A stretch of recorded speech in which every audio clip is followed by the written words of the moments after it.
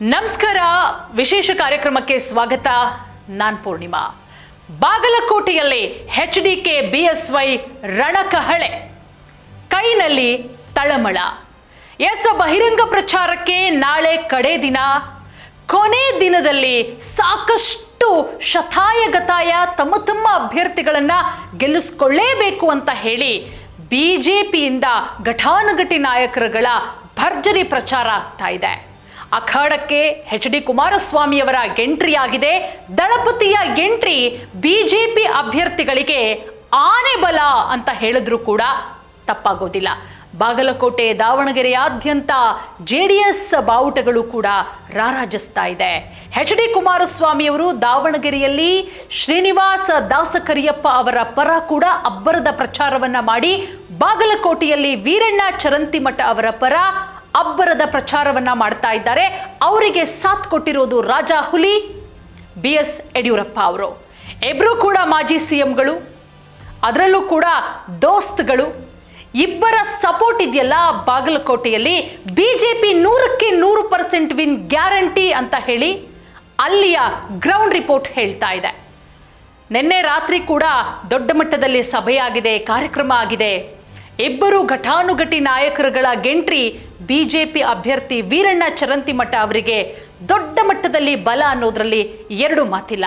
ಕುಮಾರಸ್ವಾಮಿಯವರು ಕೂಡ ಅಷ್ಟೇನೆ, ಅವರದ್ದೇ ಆದಂತಹ ಕೋಟ್ಯಾಂತರ ಅಭಿಮಾನಿಗಳನ್ನ ಹೊಂದಿದ್ದಾರೆ ರಾಜ್ಯದಾದ್ಯಂತ.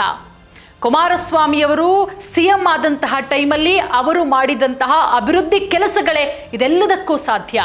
ಅದರಲ್ಲೂ ಕೂಡ ಬಿ.ಎಸ್. ಯಡಿಯೂರಪ್ಪ ಅವರು ಮುಖ್ಯಮಂತ್ರಿಯಾದಂತಹ ಸಂದರ್ಭದಲ್ಲಿ ಇವತ್ತಿಗೂ ಕೂಡ ಅವರ ಸಮುದಾಯದಲ್ಲಿ ಬಿ.ಎಸ್. ಯಡಿಯೂರಪ್ಪ ಅವರು ಎಷ್ಟು ಪ್ರಾಬಲ್ಯ. ಅದರಲ್ಲೂ ಜಾತಿಯನ್ನ ಬದಿಗಿಟ್ಟು ನೋಡೋದಾದ್ರೆ ಎರಡೂ ನಾಯಕರುಗಳು ಕೂಡ ಈ ಜಾತಿಯವರು ಆ ಜಾತಿಯವರು ಅಂತಿಲ್ಲ, ಎಲ್ಲರೂ ಕೂಡ ಇಬ್ಬರೂ ನಾಯಕರುಗಳಿಗೆ ಅಷ್ಟೇ ಬೆಂಬಲವನ್ನ ಕೊಡ್ತಾರೆ. ಇಬ್ಬರಿಗೂ ಕೂಡ ಅಷ್ಟೇ ವರ್ಚಸ್ಸಿದೆ. ಈ ಕಡೆ ವೀರಣ್ಣ ಚರಂತಿಮಠ ಅವರ ಪ್ಲಸ್ ಪಾಯಿಂಟ್ ಏನು ಈ ಬಾರಿ? ಇಲ್ಲಿ ಕಾಂಗ್ರೆಸ್ಗೆ ಯಾವ ರೀತಿ ಬಿಜೆಪಿ ಹೊಡೆತ ಕೊಡುತ್ತೆ? ಒಂದು ಕಡೆ ವೀರಣ್ಣ ಚರಂತಿಮಠ ಅವರಿಗೆ ಪ್ಲಸ್ ಏನಪ್ಪ ಅಂತ ಹೇಳಿದ್ರೆ 3 ಬಾರಿ MLA. ಕಳೆದ ಬಾರಿ ಅವರು ಕಡಿಮೆ ಅಂತರದಿಂದ ಸೋತ್ರು. ಆದರೆ ವೀರಣ್ಣ ಚರಂತಿಮಠ ಅವರು ಕಳೆದ ಬಾರಿ ಆದಂತಹ ತಪ್ಪನ್ನ ಎಲ್ಲೂ ಕೂಡ ಈ ಬಾರಿ ಮರುಕಳಿಸ್ಕೊಳ್ಳೋದಕ್ಕೆ ಬಿಡ್ತಾ ಇಲ್ಲ.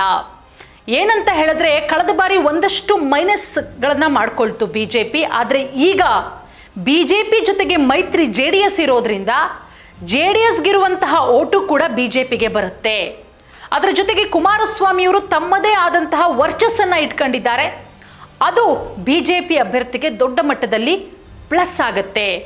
ಅದರ ಜೊತೆಗೆ ಘಟಾನುಘಟಿ ನಾಯಕರುಗಳು ಬಾಗಲಕೋಟೆಯಲ್ಲೇ ಠಿಕಾಣಿಯನ್ನ ಹೂಡಿ ಬಿ.ವೈ. ವಿಜಯೇಂದ್ರ, ಶ್ರೀರಾಮುಲು, ಜನಾರ್ದನ ರೆಡ್ಡಿ, ಅದರ ಜೊತೆಗೆ ಆರ್ ಅಶೋಕ್ ಅವರು, ಎಚ್.ಡಿ. ಕುಮಾರಸ್ವಾಮಿಯವರು, ಅದರ ಜೊತೆಗೆ ನಮ್ಮ ಯಡಿಯೂರಪ್ಪ, ಇವರ ಹಾದಿಯಾಗಿ ಬಿಜೆಪಿಯ ಘಟಾನುಘಟಿ, ಅದೆಲ್ಲದಕ್ಕಿಂತ ಮುಖ್ಯವಾಗಿ ಯತ್ನಾಳ್ ಅವರು ಬಂದು ತಮ್ಮ ಪರಮಾಪ್ತರಾದಂತಹ ವೀರಣ್ಣ ಚರಂತಿಮಠ ಅವರ ಪರ ಅಬ್ಬರದ ಪ್ರಚಾರವನ್ನ ಮಾಡಿದ್ದು. ಪಕ್ಷದಿಂದ ಉಚ್ಚಾಟನೆಯಾದರೂ ಕೂಡ ಯತ್ನಾಳ್ ಅವರನ್ನ ಬಹಳ ಹೃದಯಪೂರ್ವಕವಾಗಿ ಬಿಜೆಪಿಯ ನಾಯಕರುಗಳು ಸ್ವಾಗತ ಮಾಡ್ತಾರೆ, ಹೃದಯಪೂರ್ವಕವಾಗಿ ಅವರಿಗೆ ವೆಲ್ಕಮ್ ಮಾಡ್ತಾರೆ. ಯತ್ನಾಳ್ ಅವರು ಕೂಡ ಅಷ್ಟೇನೆ. ಪಕ್ಷ ನನ್ನ ಉಚ್ಚಾಟನೆ ಮಾಡಿದ್ರು ಕೂಡ ಪಕ್ಷ ನನ್ನ ತಾಯಿಯ ಸಮಾನ, ಪಕ್ಷ ನನಗೆ ಎಲ್ಲವನ್ನ ಕೂಡ ಕೊಟ್ಟಿದೆ, ಪಕ್ಷಕ್ಕೆ ನಾನು ದ್ರೋಹ ಬಗೆಯುವಂತಹ ಕೆಲಸ ಯಾವುದೇ ಕಾರಣಕ್ಕೂ ಕೂಡ ಮಾಡಲ್ಲ ಅಂತ ಹೇಳಿ ವೀರಣ್ಣ ಚರಂತಿಮಠ ಅವರ ಪರ ಅಬ್ಬರದ ಪ್ರಚಾರವನ್ನ ಮಾಡ್ತಾರೆ. ಇದೆಲ್ಲವೂ ಕೂಡ ವೀರಣ್ಣ ಚರಂತಿಮಠ ಅವರಿಗೆ ದೊಡ್ಡ ಮಟ್ಟದಲ್ಲಿ ಪ್ಲಸ್ ಆಗಿರೋದು. ಕುಮಾರಸ್ವಾಮಿ ಅವರು ದಾವಣಗೆರೆಯಲ್ಲಿ ಶ್ರೀನಿವಾಸ್ ಅವರ ಪರ ಅಬ್ಬರದ ಪ್ರಚಾರವನ್ನ ಮುಗಿಸಿ ಬಾಗಲಕೋಟೆಯಾದ್ಯಂತ ಪ್ರಚಾರ ಮಾಡ್ತಾ ಇದ್ದಾರೆ. ಇಬ್ಬರೂ ಕೂಡ ಕುಮಾರಸ್ವಾಮಿಯವರು, ಅದರ ಜೊತೆಗೆ ಜೋಡೆತ್ತುಗಳ ರೀತಿಯಲ್ಲಿ ಬಿಎಸ್ವೈ, ಇಬ್ಬರು ಈಗ ಮತ್ತಷ್ಟು ಬಲ, ವೀರಣ್ಣ ಚರಂತಿಮಠ ಅವರಿಗೆ ಮತ್ತಷ್ಟು ಬಲ ಬಂದಂತಾಗಿದೆ.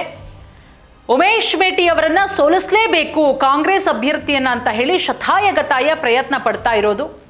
ಅದರಲ್ಲೂ ವಿಜಯೇಂದ್ರ ಅವರು ಕಳೆದ ಒಂದು 3-4 ದಿನದ ಹಿಂದೆಯೇ ಒಂದಷ್ಟು ವಿಶ್ವಾಸಗಳನ್ನ ವ್ಯಕ್ತಪಡಿಸಿದ್ರು. ಈ ಬಾರಿ ಬಿಜೆಪಿ ಗೆಲುವು 2ಕ್ಕೆ 2 ಕ್ಷೇತ್ರದಲ್ಲೂ ಕೂಡ ಶತಸಿದ್ಧ. ಯಾಕಪ್ಪ ಅಂತ ಹೇಳಿದ್ರೆ, ಕಾಂಗ್ರೆಸ್ನ ಕಾರ್ಯಕರ್ತರುಗಳೇ, ಕಾಂಗ್ರೆಸ್ನ ನಾಯಕರುಗಳೇ ಇಂಡೈರೆಕ್ಟ್ ಆಗಿ ಬಿಜೆಪಿಗೆ ಸಪೋರ್ಟ್ ಮಾಡ್ತಾ ಇದ್ದಾರೆ ಅಂತ ಹೇಳಿ. ಹಾಗಾಗಿ ಈ ಮೈನಸ್ ಇದ್ದದ್ದೆಲ್ಲವನ್ನ ಕೂಡ BJP ಪ್ಲಸ್ ಮಾಡಿಕೊಂಡಿದೆ. ಈ ಕುಟುಂಬ ರಾಜಕಾರಣ, ಅದರ ಜೊತೆಗೆ ಅಹಿಂದ ಮತಗಳನ್ನು, ಅದರ ಜೊತೆಗೆ ವೀರಶೈವ ಮತಗಳನ್ನು, ಲಿಂಗಾಯತ ಮತಗಳನ್ನು, ಕುರುಬ ಸಮುದಾಯದ ಮೇಲೂ ಕೂಡ ಕಣ್ಣಿಟ್ಟಿದೆ. ಬಾಗಲಕೋಟೆಯಲ್ಲಿ ಕುರುಬ ಸಮುದಾಯದ ಮತಗಳು ನಿರ್ಣಾಯಕ. ಆ ಮತಗಳ ಮೇಲೆಯೂ ಕೂಡ BJP ಕಣ್ಣಿಟ್ಟಿದೆ. ಅದಕ್ಕೆ ಬೇಕಾದಂತಹ ಎಲ್ಲ ವರ್ಕೌಟ್ಗಳನ್ನು ಕೂಡ ಮಾಡ್ತಾ ಇದೆ. ಈಗ ಬಾಗಲಕೋಟೆಗೆ ನಿನ್ನೆಯಿಂದ ದಳಪತಿ ಕುಮಾರಸ್ವಾಮಿಯವರು, ಅದರ ಜೊತೆಗೆ ರಾಜಾಹುಲಿ BS ಯಡಿಯೂರಪ್ಪ ಅವರ ಎಂಟ್ರಿ ಆಗಿರೋದ್ರಿಂದ BJP ಅಭ್ಯರ್ಥಿ ವೀರಣ್ಣ ಚರಂತಿಮಠ ಅವರಿಗೆ ಗೆಲುವು ಮತ್ತಷ್ಟು ಸುಲಭ ಆಗೋದ್ರಲ್ಲಿ ಯಾವುದೇ ರೀತಿಯ ಡೌಟ್ ಇಲ್ಲ.